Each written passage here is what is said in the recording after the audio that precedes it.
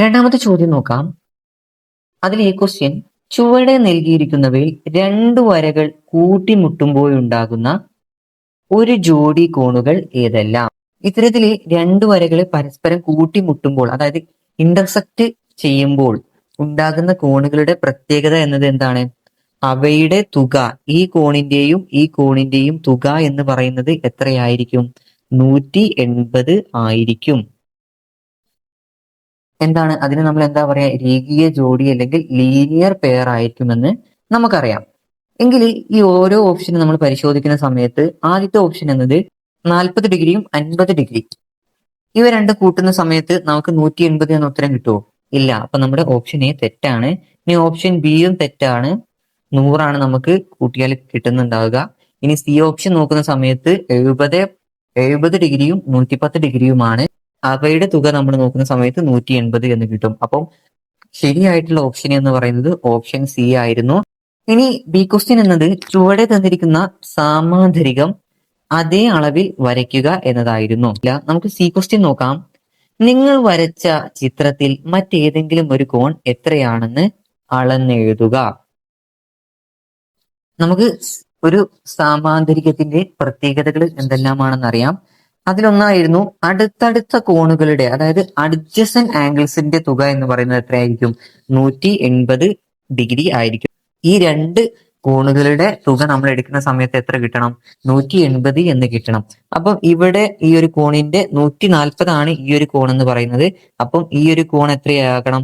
40 degree ആകണം. എങ്കിലേ നമുക്ക് ഈ രണ്ട് അടുത്തടുത്തുള്ള രണ്ട് കോണുകളുടെ തുക നമുക്ക് 180 എന്ന് കിട്ടുകയുള്ളൂ. ഇനി മറ്റൊന്നായിരുന്നു എതിർ കോണുകൾ, അതായത് ഓപ്പോസിറ്റ് ആംഗിൾസ് എന്ന് പറയുന്നത് എന്തായിരിക്കും? തുല്യമായിരിക്കും എന്നത്. ഈ ഒരു ആംഗിൾ എന്ന് പറയുന്നത് 140 ആണെങ്കിൽ ഈ ഒരു ആംഗിളും എത്ര തന്നെ ആയിരിക്കും? 140 തന്നെ ആയിരിക്കും. ഇനി ഈ ഒരു ആംഗിൾ എത്രയാണെന്ന് നമ്മൾ പറഞ്ഞു? 40 ഡിഗ്രി ആണെന്ന് പറഞ്ഞു. അതുകൊണ്ട് തന്നെ അതിന്റെ എതിർവശത്തുള്ള ഈ ഒരു കോണും എത്ര തന്നെ ആയിരിക്കും? 40 ഡിഗ്രി ആയിരിക്കും. നമുക്ക് 40 ഡിഗ്രി എന്ന് എഴുതിയാലും അല്ലെങ്കിൽ 140 ഡിഗ്രി എന്ന് എഴുതിയാലും ഇതിന്റെ ഉത്തരം ശരിയായിരുന്നു. അപ്പൊ ഇത്രയുമായിരുന്നു രണ്ടാമത്തെ ചോദ്യം എന്ന് പറയുന്നത്. ഇനി നമുക്ക് മൂന്നാമത്തെ ചോദ്യത്തിലെ എ ക്വസ്റ്റ്യൻ നോക്കാം. 10% വിലക്കിഴിവിന് തുല്യമായത് ചുവടെ നൽകിയിരിക്കുന്നവയിൽ ഏതെല്ലാമാണ്? ചുവടെ 4 ഓപ്ഷനുകൾ നൽകിയിട്ടുണ്ട്. അതിൽ നിന്ന് 10% തുല്യമായത് നമ്മൾ കണ്ടെത്തണം. നമുക്ക് ആദ്യത്തെ പരിശോധിക്കാം. ആദ്യത്തേത് 10 രൂപക്ക് 1 പൈസ കിഴിവ് എന്നതാണ്. ഇവിടെ തുകകൾ എന്താണ്? 2 യൂണിറ്റുകളിലായിട്ടാണ് നമുക്ക് തന്നിരിക്കുന്നത്. അതായത് തുക എന്നത് രൂപയിലും കിഴിവ് എന്നത് പൈസയിലുമാണ് ഉള്ളത്. എങ്കിൽ നമ്മൾ ആദ്യം തന്നെ ഇവയെ എന്ത് ചെയ്യണം? ഇവയെ ഒരേ യൂണിറ്റിലേക്ക് മാറ്റണം. 1 രൂപ എന്നത് 100 പൈസയും അങ്ങനെയെങ്കിൽ 10 രൂപ എന്നത് എത്രയാകും? 1000 പൈസയും ആയിരിക്കുമെന്ന് നമുക്കറിയാം. അങ്ങനെയെങ്കിൽ നമുക്ക് ഉത്തരത്തിലേക്ക് കിടക്കാം. ഞാനിവിടെ കിഴിവ് കിട്ടിയ തുക ഡിവൈഡഡ് ബൈ നമുക്ക് ഉള്ള ആകെ തുക എന്നത് 10 രൂപയാണ്. അതിന് നമ്മൾ എന്ത് ചെയ്തു? പൈസയിലോട്ട് മാറ്റി. അപ്പം 10 രൂപ എന്നത് 1000 പൈസയാണ്. ഇൻറ്റു 100 ചെയ്യുന്നു. അങ്ങനെയെങ്കിൽ നമുക്ക് എന്ത് ചെയ്യാം? ഇവിടെ നിന്ന് 2 പൂജ്യവും ഇവിടെ നിന്ന് 2 പൂജ്യവും നമുക്ക് കട്ട് ചെയ്ത് കളയാം. അപ്പൊ നമുക്ക് ഉത്തരം കിട്ടുന്നത് 1/10 എന്നാണ്. ഈ 1/10 എങ്ങനെ നമുക്ക് ചുരുക്കി എഴുതാം? 1/10 നമ്മൾ ദശാംശ രൂപത്തിലോട്ട് മാറ്റുമ്പോൾ ഒരു താഴെ ഭാഗത്ത് ഛേദത്തിൽ ഡിനോമിനേറ്ററിൽ 1 പൂജ്യമാണുള്ളത്. അപ്പം 1ൽ നിന്ന് ഇടത്ത് നിന്ന് നമ്മൾ എന്ത് ചെയ്യുന്നു? ഒരു സ്ഥാനം മാറി ഒരു പോയിന്റ് ഇടുന്നു. അപ്പൊ നമുക്ക് എത്ര കിട്ടും? 0.1% എന്ന് കിട്ടും. എന്നാൽ ഇത് 10% തുല്യമാണോ? അല്ല. അപ്പൊ നമുക്ക് ഒന്നാമതായിട്ട് തന്നിട്ടുള്ളത് തെറ്റാണെന്ന് പറയാം. ഇനി നമുക്ക് രണ്ടാമത്തേത് പരിശോധിക്കാം. രണ്ടാമത്തേത് 200 രൂപയ്ക്ക് 20 രൂപ കിഴിവ് എന്നതായിരുന്നു. എന്നാൽ ഇവിടെ തുകയും കിഴിവും ഒരേ യൂണിറ്റിലാണ്, രൂപയിലാണ് തന്നിട്ടുള്ളത്. അതുകൊണ്ട് നമ്മൾ അവിടെ യാതൊരു മാറ്റവും വരുത്തേണ്ടതില്ല. നമുക്ക് ചെയ്തു നോക്കാം. 20 ഡിവൈഡഡ് ബൈ 200 ഇൻറ്റു 100. ഇവിടെ ഞാൻ എന്ത് ചെയ്യുന്നു? 2 പൂജ്യം കട്ട് ചെയ്ത് കളയുന്നു. ഇവിടെ നിന്നും 2 പൂജ്യം. അങ്ങനെയെങ്കിൽ ഉത്തരം എത്ര ആകും? 20/2 എന്നത് എത്രയാണ്? 10% എന്ന് കിട്ടും. അപ്പൊ നമ്മുടെ രണ്ടാമതായിട്ട് തന്നിട്ടുള്ളത് ശരിയാണെന്ന് പറയാം. 10% തുല്യമാണ്. ഇനി നമുക്ക് മൂന്നാമത്തേത് പരിശോധിക്കാം. മൂന്നാമത്തേത് 10 രൂപയ്ക്ക് 1 രൂപ കിഴിവ് എന്നതായിരുന്നു. അത് നമുക്ക് യാതൊരു യൂണിറ്റിലൊന്നും മാറ്റം വരുത്തേണ്ടതില്ല. 1/10 ഇൻറ്റു 100 വരും. ഇവിടെ നിന്നൊരു പൂജ്യവും ഇവിടെ നിന്നൊരു പൂജ്യവും നമുക്ക് കട്ട് ചെയ്ത് കളയാം. അങ്ങനെയെങ്കിൽ 1/1 ഇൻറ്റു 10 എന്ന് വരും. 1/1 എന്നത് എത്ര തന്നെയാണ്? 1 ആണ്. ഇപ്പൊ 1 ഇൻറ്റു 10 എന്നത് 10 ആയിട്ട് വരും. 10% എന്ന് കിട്ടും. അപ്പൊ നമുക്ക് മൂന്നാമതായിട്ട് തന്നിട്ടുള്ള ഓപ്ഷനും എന്താണ്? ശരിയായതാണ്. ഇനി നമുക്ക് നാലാമത്തേതും കൂടെ ഒന്ന് പരിശോധിക്കാം. 1 രൂപയ്ക്ക് 1 പൈസ കീവ് എന്നതാണ്. ഇവിടെ രണ്ടും എന്താണ്? വ്യത്യസ്ത യൂണിറ്റുകളിലാണ്. അപ്പൊ നമ്മൾ 1 രൂപ എന്നത് എത്രയാണെന്ന് അറിയാം. 1 രൂപ എന്നത് 100 പൈസയാണെന്ന് അറിയാം. അങ്ങനെയെങ്കിൽ കീവ് കിട്ടിയ തുക ഡിവൈഡഡ് ബൈ ആകെ തുക 1 രൂപയാണ്. എന്നാൽ അതിനെ നമ്മൾ പൈസയിൽ ഔട്ടാക്കി മാറ്റി എഴുതുന്നു. 1/100 ഇൻറ്റു 100. ഇവിടെ എന്ത് ചെയ്യാം? നമുക്ക് ഈ 100 100 കട്ട് ചെയ്ത് കളയാം. അപ്പൊ ഉത്തരം എത്ര കിട്ടും? 1% എന്ന് ഉത്തരം കിട്ടും. എന്നാൽ ഇത് 10% തുല്യമല്ല. എങ്കിൽ ഇതിൽ നിന്ന് ഏറ്റവും ഇതിൽ ABCDയിൽ നിന്ന് ഏറ്റവും അനുയോജ്യമായിട്ടുള്ള ഓപ്ഷൻ എന്ന് പറയുന്നത് 2ഉം 3ഉം ശരി എന്നതാണ്. ഇനി നമുക്ക് ബി ക്വസ്റ്റ്യൻ നോക്കാം. ഷൈൻ ഒരു കടയിൽ നിന്നും 600 രൂപ വിലയുള്ള ഒരു ഷർട്ട് വാങ്ങി. 15% വിലക്കിഴിവ് കിട്ടി. ഷർട്ടിന് എത്ര രൂപയാണ് കൊടുത്തത്? അപ്പം ഷർട്ടിന്റെ വില എന്നത് എത്രയായിരുന്നു? 600 രൂപയാണ്. എന്നാൽ വിലക്കിഴിവായിട്ട് കിട്ടിയ ശതമാനം എന്നത് 15%. അങ്ങനെയെങ്കിൽ നമുക്ക് വിലക്കിഴിവായിട്ട് കിട്ടിയ തുക എന്നത് എത്രയാണ്?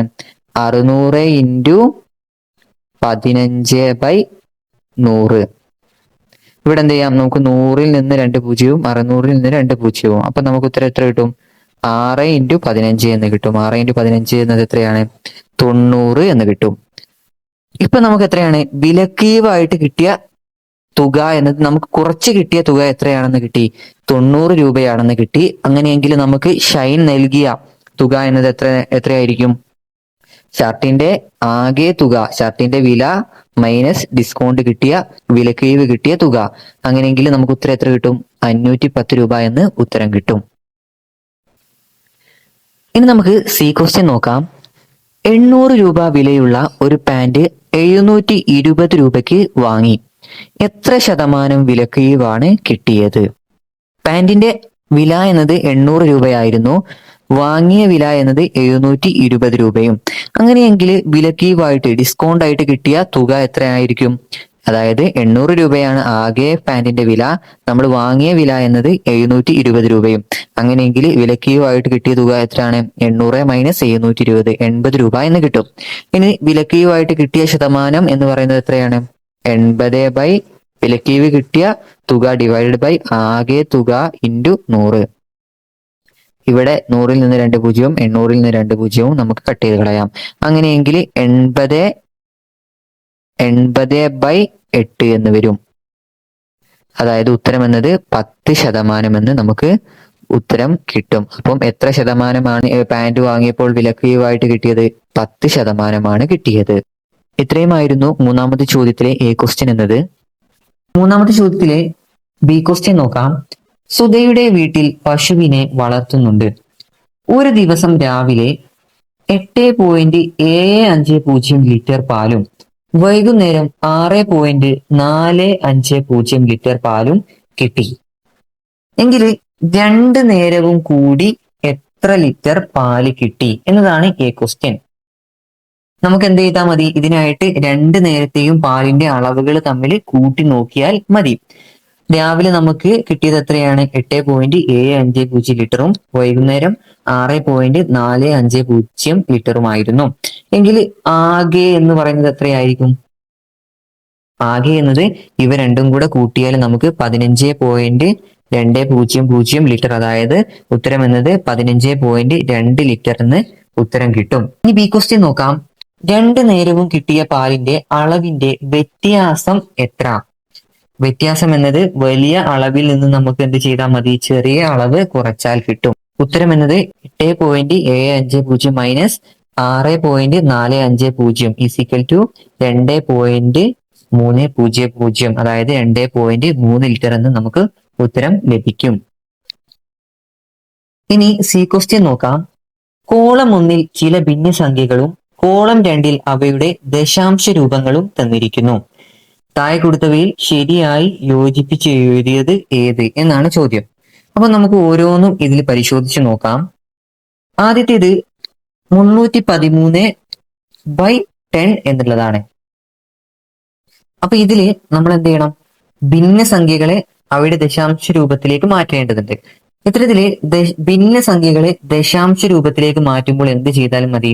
നമ്മുടെ ഛേദത്തിൽ, അതായത് ഡിനോമിനേറ്ററിൽ പൂജ്യങ്ങളുടെ എണ്ണത്തിനനുസരിച്ചാണ് ദശാംശ ബിന്ദു ഇടത്തോട്ട് മാറ്റേണ്ടത്. അപ്പം ആദ്യത്തെ ചോദ്യത്തില് 313/10 എന്നതാണ്. അപ്പം ഇവിടെ ഡിനോമിനേറ്ററിൽ ഛേദത്തില് എത്ര പൂജ്യമാണുള്ളത്? ഒരു പൂജ്യമാണുള്ളത്. എങ്കിൽ 313 നമുക്ക് എന്ത് ചെയ്താൽ മതി? ഇടത്ത് നിന്ന് ഒരു സ്ഥാനം മാറിക്കൊണ്ട് പോയിന്റ് ചേർത്താൽ മതി. അപ്പം ഇതിന് അനുയോജ്യമായിട്ട് വരുന്ന ഓപ്ഷൻ എന്നത് രണ്ടാമത്തെ കോളത്തിലെ എസ് ആണ് വരുന്നത്. ഇനി നമുക്ക് രണ്ടാമത്തെ നോക്കാം. രണ്ടാമത്തേതില് ഛേദത്തില് 100 തന്നിട്ടുള്ളത്, 2 പൂജ്യമാണ്. അപ്പൊ നമ്മൾ ഇടത്ത് നിന്ന് 2 സ്ഥാനം മാറിക്കൊണ്ട് കുത്തിരേണ്ടതുണ്ട്. അങ്ങനെയെങ്കിൽ 3.13 എന്ന് ഉത്തരം ലഭിക്കും. അപ്പം ഇത് പി ആയിട്ടാണ് യോജിക്കുന്നത്. ഇനി മൂന്നാമത്തേത് നമുക്ക് എത്ര സ്ഥാനം മാറിയാണ് കുത്തിരേണ്ടത്? ഇടത്ത് നിന്ന് 3 സ്ഥാനം മാറിക്കൊണ്ട് വേണം പോയിന്റ് ഇടാനായിട്ട്. അപ്പം ഉത്തരം എന്നത് ക്യൂ ആണ് നമുക്ക് ഉത്തരമായിട്ട് കിട്ടുന്നുണ്ടാവുക. അങ്ങനെയെങ്കിൽ ശരിയായിട്ടുള്ള ഓപ്ഷൻ എന്ന് പറയുന്നത് ഏതാണ്? ഓപ്ഷൻ സി ആണ്. 1 എസിലേക്കും 2 പിയിലേക്കും 3 ക്യൂയിലേക്കും.